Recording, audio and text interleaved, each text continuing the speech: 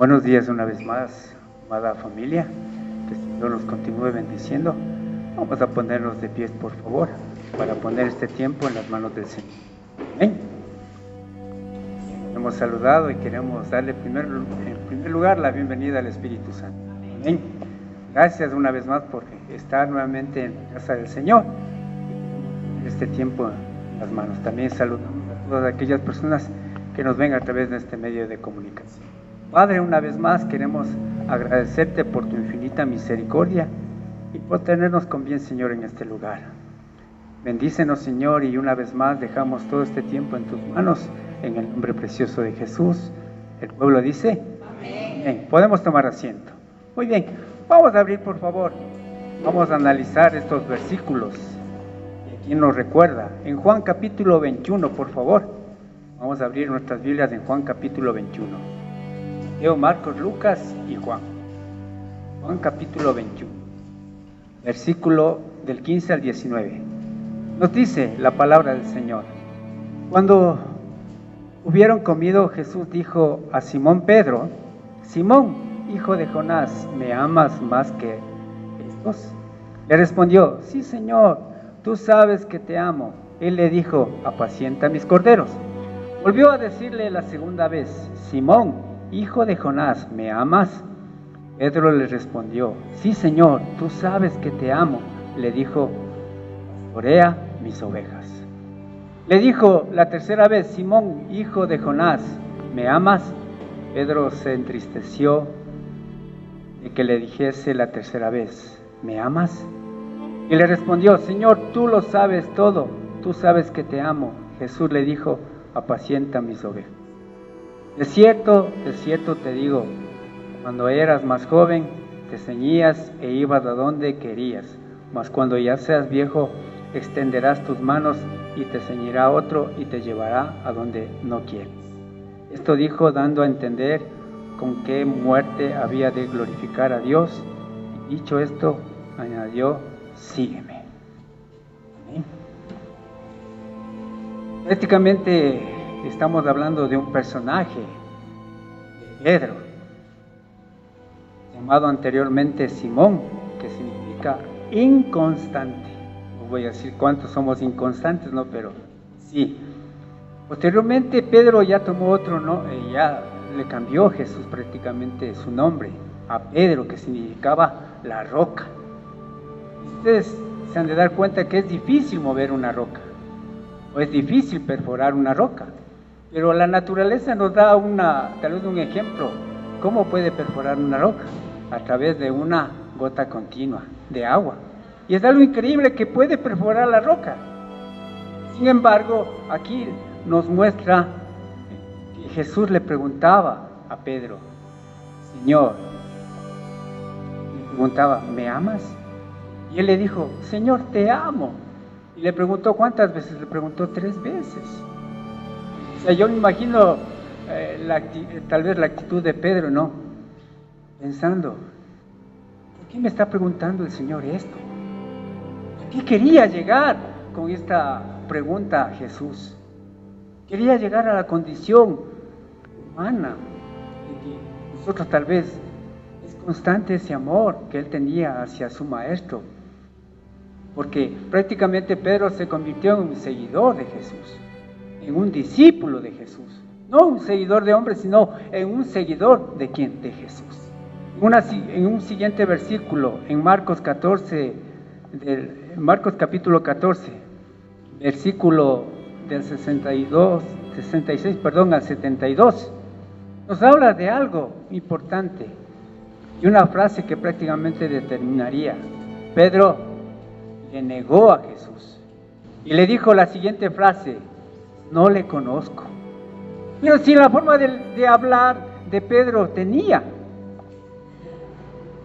y a una persona en este caso que no conocía a Jesús decía: pero usted habla igual que Jesús, porque tenía su lenguaje, tenía su forma de ser, y el lenguaje de los cristianos nos caracteriza. ¿Por qué?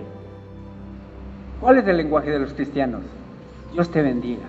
¿Cómo estás, hermano? La paz de Dios sobre tu vida. Es el lenguaje del cristiano.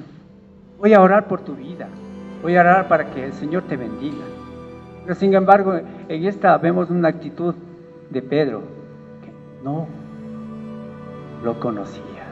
O sea, no le conozco a esa persona. Finalmente vamos a abrir en Juan capítulo 6, versículo 68. Juan 6, 68. Dice, le respondió Simón, Pedro, Señor, ¿a quién iremos? Tú tienes palabras de vida eterna. Otra frase que le dijo, Señor, ¿a dónde iré? Si tu presencia no va conmigo, ¿a dónde vamos a ir nosotros? Necesitamos la presencia del Señor en nuestras vidas. Pero ¿qué podemos aprender en este caso de la vida de Pedro? ¿Qué podemos aprender? ¿Su inconstancia o su constancia después de que se convirtió? Un poco vamos a analizar la biografía de Pedro. Pedro, también conocido como Cefas, fue uno de los primeros seguidores de Jesús. ¿Quién le compartió la palabra, en este caso a Pedro? Su hermano Andrés.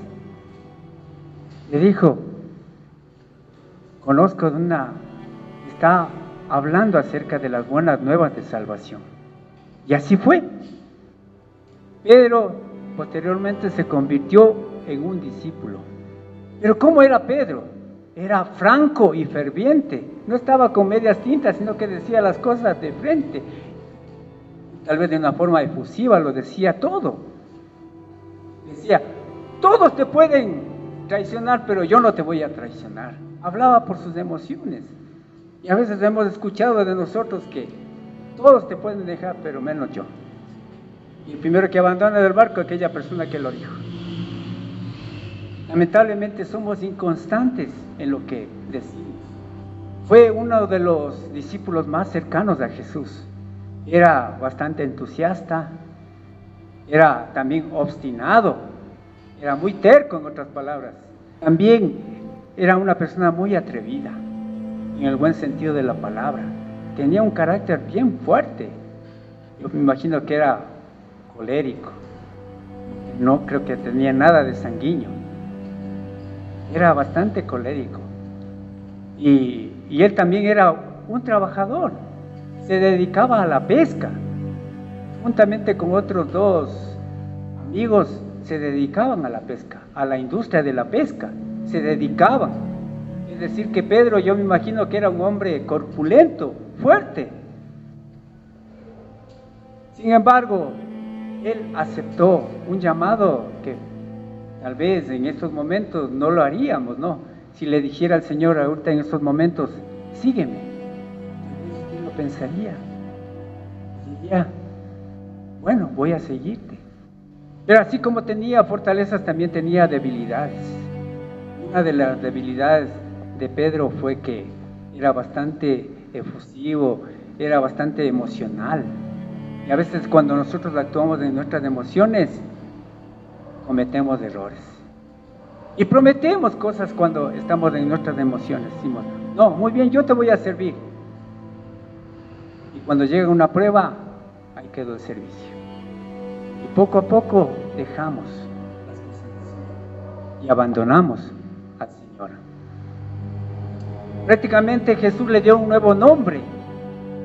Le puso Cefas en arameo. Y le puso o Pedro en griego, que significaba roca. Y lo llamó al ministerio, a que lo siga.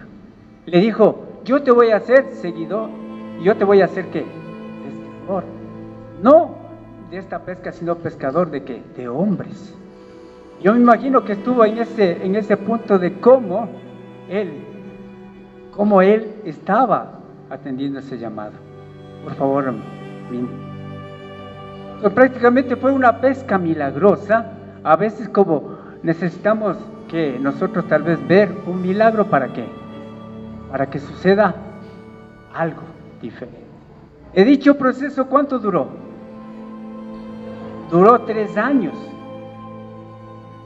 Prácticamente Cristo tuvo su ministerio a los 30 años y fueron 3 años de ministerio. 3 años prácticamente de ministerio. Y ahora sería la pregunta, ¿cuántos años vas tú en la iglesia? ¿Y qué hemos hecho? ¿Cuántas bancas vacías tenemos? Y es el reto, ¿no? Les animamos a ese reto, de poder predicar la palabra del Señor, sin temor, con la plena convicción de que Dios va a hacer milagros. Y no solo va a hacer milagros, sino va a hacer cambios de ¿qué? De vida. Personas que van a ser transformadas por el poder de la palabra del Señor. Hay cosas que necesitamos aprender si deseamos nosotros tener una vida victoriosa. Primero, aprende a descubrir, evaluar, aceptar y enfrentar tu problema, pecado o condición. Primero, identifica tus tentaciones y lucha contra ellas. ¿Cuántas tentaciones nosotros tenemos? Muchas. Tal vez usted tiene la tentación de caer en la ira, en el enojo. Usted tal vez tiene este tipo de tentación.